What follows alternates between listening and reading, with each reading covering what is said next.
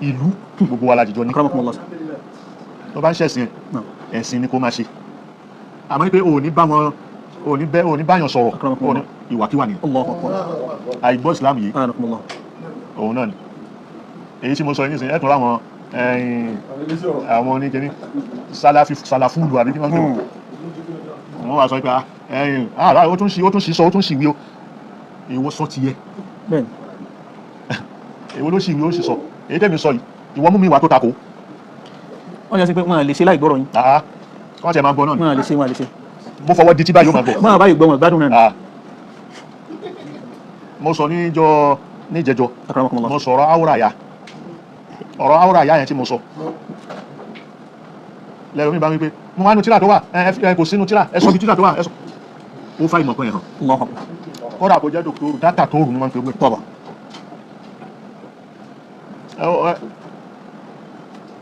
torí mi ìgbé tíra dání báyìí tó wá rò pé agbárí ló ti ń sọ agbárí kan mo ti ń sọ ọ̀rọ̀ tíra ni bí n wo tíra kì í ṣe bí n wo tíra mo lè kọ́ ẹ Allahu bí n ti kọ́ ẹ nígbà tó wà ń lè kéwú markaz ń bí bẹ́ẹ̀ náà ni màá tún kọ́ ẹ ìlú tajìjọ ń gbé gbogbo alájìjọ ní káà èmi ní ìsinmi ilé sọ pé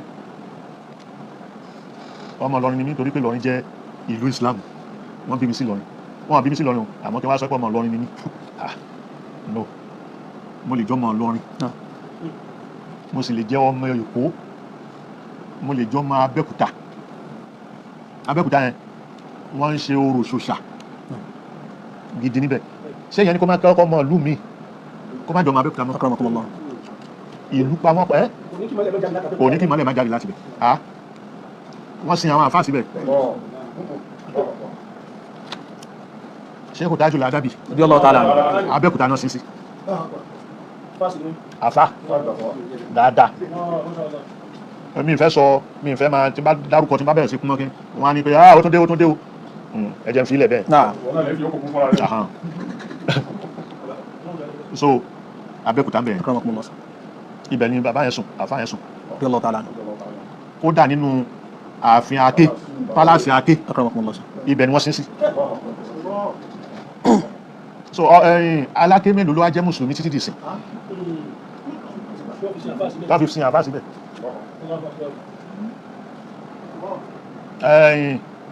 mufti àkọ́kọ́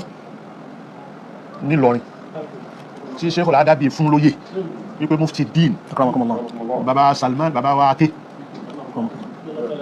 ọlọ́run kó kẹ́ wọn Aké ni wọ́n fi mọ̀ wọ́n náà fi ń jẹ́ torí pé wọ́n lọ sí Aké yẹn l'Abẹ́òkúta Allahu akbar bẹ́ẹ̀ni kò sáké kwara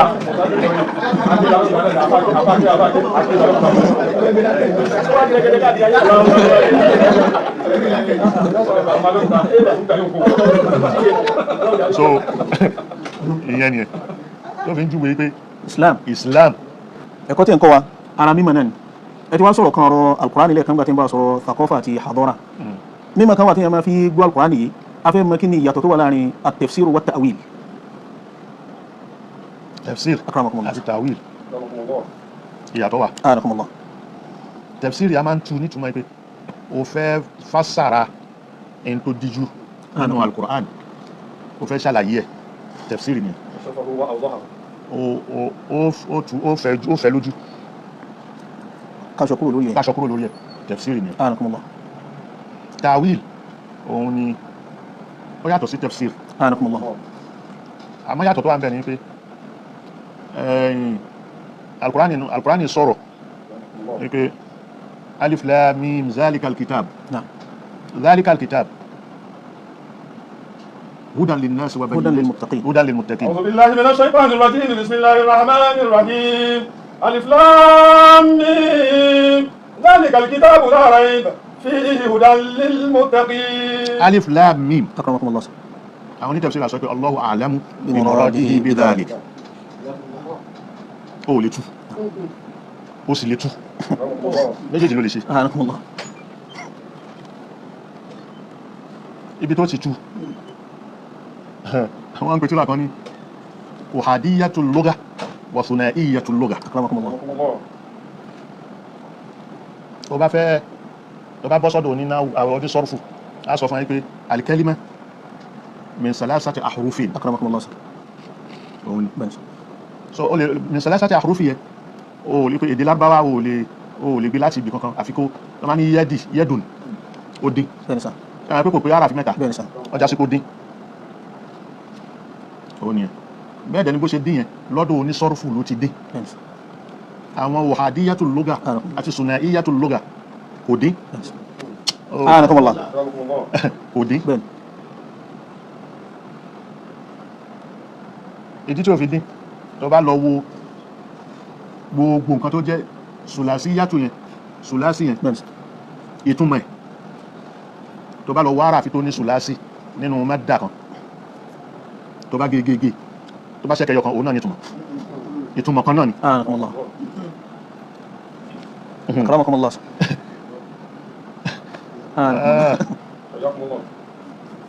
lásọ lápèjúwe nàhárà akramakumullah lápèjúwe kí ní ọ̀túnmọ̀ ó lágbò bẹ́ẹ̀ sà nàhárà bẹ́ẹ̀ sà madda nun nun ha ra tó bá gé bẹ́ẹ̀ sà ó gé sí méjì bẹ́ẹ̀ sà ó wá mú náàrù tó mú yẹn iná ìmọ́lẹ̀ bẹ́ẹ̀ sà òun ni látara nàhárà náà bẹ́ẹ̀ náàrù yẹn jáde iná náà máa ń lágbó ni àwọn máa ń lágbòlù tó bá tún gé ó ní náà bẹ́ẹ̀ sà náà tó rí yẹn ó kọ̀ fún bẹ́ẹ̀ sà ó kọ̀ fún wà lára nàhárà bẹ́ẹ̀ sà wọ́n ní har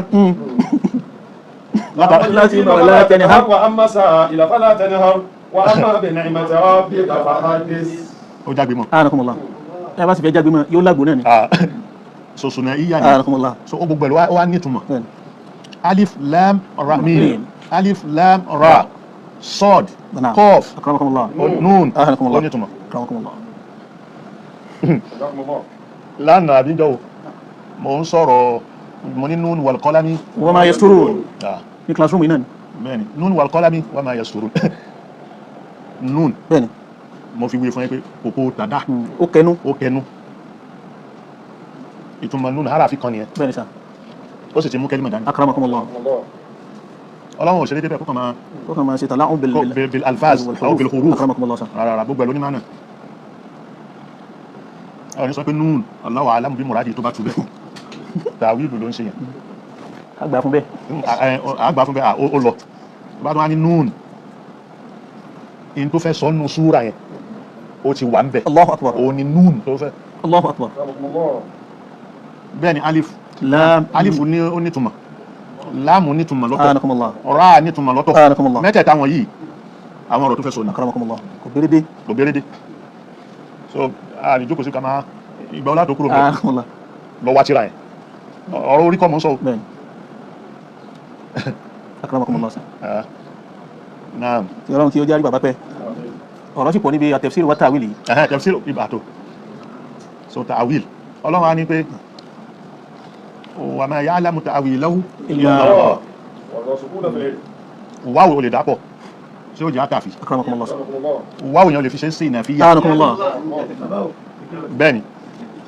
méjèèjì ni warrasikhuna fil ilmi Ilmi. ọ̀rọ̀ àwọn tí wọ́n jìdò nínú mímọ̀ káì tẹsẹ̀ wọn kanlẹ̀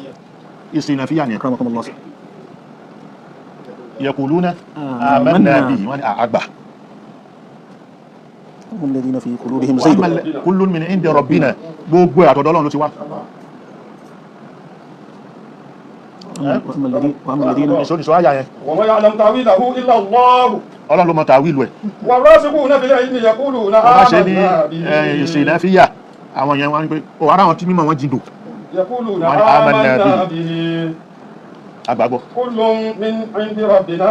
ọ̀dọ̀ Ọlọ́run gbogbo ẹ̀ ti wá وما يذكر إلا أولو الألباب. onílàkà ìlàbá wí àwọn ni wọ́n mọ̀ ni wọ́n mọ̀ tó mọ̀ ẹ̀ so tàwílù nìyẹn tàwílù yẹn lẹ́gbẹ̀ẹ́ kan ó tún wá lọ tàwílù wípé àwọn èyí tó bá díjú Ọlọ́run ń lo ó lo yẹ́dù ó wà ní sọ pé Ọlọ́run lọ́wọ́ kí là ń fi yẹ́dù ṣe agbára ni yẹ́dù akramakumullah agbára yẹ́dù láhí fawqa aydihim ó ní sọ pé ọwọ́ Ọlọ́run ó wà lókè ọwọ́ wọn akramakumullah agbára ọlọ́run ó lékè ó lékè tàwílù ni. akramakumullah تعويل تفسير بين. الكلام Aha, bá- الذي يحتمل وجوها مختلفة ojú mukhtalifa ó láwọn ojú kan náà ta lè fi tú lọ́tọ̀ọ̀tọ̀. بيان المعنى المراد من بين تلك الوجوه Ìtumọ̀ tó jọ tó ṣe déédéẹ̀ ó lè mú ọlọ́run kó sọ kó fi ọlọ́run kó ròyìn ẹ̀ pẹ̀lú sifatu next. akramakumullah قال القرطبي التفسير أعم من التعويل لأن التفسير بيان الظاهر والتعويل بيان الباطن èyí tó díjú nìyẹن tó wà ní kọ̀rọ̀ akramakumullah tẹ́lẹ̀ kan kò mọ̀ olùfẹ́ ṣe tàwílù fún ẹ̀. رحمه الله إذن فالتفسير هو البيان المباشر للمعنى الظاهر الذي دل عليه اللفظ بينما التأويل هو اختيار أحد المعاني المحتملة غير الظاهرة بدليل معتبر وجاء ربك والملك والملك صفا صفا ọlọ́run wá dé yóò máa wá yan bọ̀ báyìí àwọn màláíkà wá tó lọ́tún lósì yẹn torí jẹ ẹ̀ ń tọ́rí jìnnà ó sọ ọlọ́run dèèyàn nìyẹn وجاء ربك جاء أمر ربك akramakumullah òun ni àṣẹ ọlọ́run ẹ̀ dé ọlọ́run ò ní máa yan bọ̀ akramakumullah ṣó lẹ́sẹ̀ wa kullu nafsin awhama tashbiha awilhu aw fawwid wa rum tanziha bó ṣe rí ni. نفس أوهم تشبيها أوله أو فوله وهم تنزيها àwírù gbogbo nẹ́sù tó bá jọ tẹ̀sí bíù tó lè máa fọlọ́run wéèyàn akramakumullah sa àwírù lọ́nbẹ̀rẹ̀ أو فوض àbí kó jùlẹ̀ kó ní Allahu a'lamu bi muradihi وهم تنزيها kó fi fọ ọlọ́run Allahu akbar bẹ́ẹ̀ ni. kí ọlọ́run kí ó járí bàbá pẹ́ bàbá Mawlana Sheikh Adam bismillah qul huwallah بسم الله الرحمن الرحيم قل هو الله أحد Allahu samad lam yalid wa lam yulad wa lam yakun lahu kufuwan ahad bàbá Mawlana mudirul markaz àlékún àlàáfíà àlékún dùnú iye òǹkà gbogbo àwọn tí wọ́n ń kẹ́kọ̀ọ́ lára yín tí wọ́n sanwó lékéwú kọ́lọ̀ kó bá wa ṣàlékún àlàáfíà yín kó bá wa ẹ̀yìn owó kọ́ là ń wà owó kọ́ ọlọ́run ló lówó ọlọ́run ó sì máa ṣe àmọ́ gbogbo ìgbà tó bá ti gbé owó síwájú báyìí Allahu akbar حياكم الله ẹ̀yìn kìí ṣe pé mi ò nídìí owó mo níyàwó mo lọ́mọ bọ́tí mi ò gbọ́dọ̀ ṣe kára wọn owó Allahu akbar pé no no tó bá gbé wá tó desperate pẹ̀lú owó ẹ̀ tó bá nà nínà wípé o fẹ́ fi ṣe kíní èèyàn á sì kájú kúrò mọ́. هو هو اليوم أكابو أبو فيه هو دكورو àmọ́ fún mi ọ̀nà tó fẹ́ gbà fún mi kó lápọ̀nlé nínú bẹ́ẹ̀ ni لا تسقني ماء الحياة بذلة لا تسقني تسقيني ماء الحياة بذلة بل فاسق زما صالحا zọlé sorry o fẹ́ fún mi lómi ẹ̀mí mu تسقيني مع الحياة بذلة wọ́n gbà tó wá fẹ́ gbà omi ẹni ẹ̀ ń gbà pẹ̀lú ohun yẹpẹrẹ قومي مو má fi gún mi mú قومي لنو بل فاسق زما صالحا lórí bí bàrà ṣe tó bó ṣe kóòrò tó yẹn akramakumullah fàpọ́nlé sí kai kó fún mi má gbà Allahu akbar أسوق وسام so ó ní ẹ قال قد جاء بابا لقد جاءكم الإيلاف لكم رسول من أنفسكم عزيز عليه ما عنتم حريص عليكم بالمؤمنين رؤوف رحيم فإن تولوا فقل حسبي الله لا إله إلا هو عليه توكلت ورب العرش العظيم بسم الله الرحمن الرحيم إيلاف قريش إيلافهم رحلة الشتاء والصيف فليعبدوا رب هذا البيت الذي أطعمهم من جوع وآمنهم من خوف ولقد كرمنا بني آدم وحملناهم في البر والبحر ورزقناهم من الطيبات وفضلناهم على كثير ممن خلقنا تفضيلا ربنا لا تزغ قلوبنا بعد إذ هديتنا وهب لنا من لدنك رحمة إنك أنت الوهاب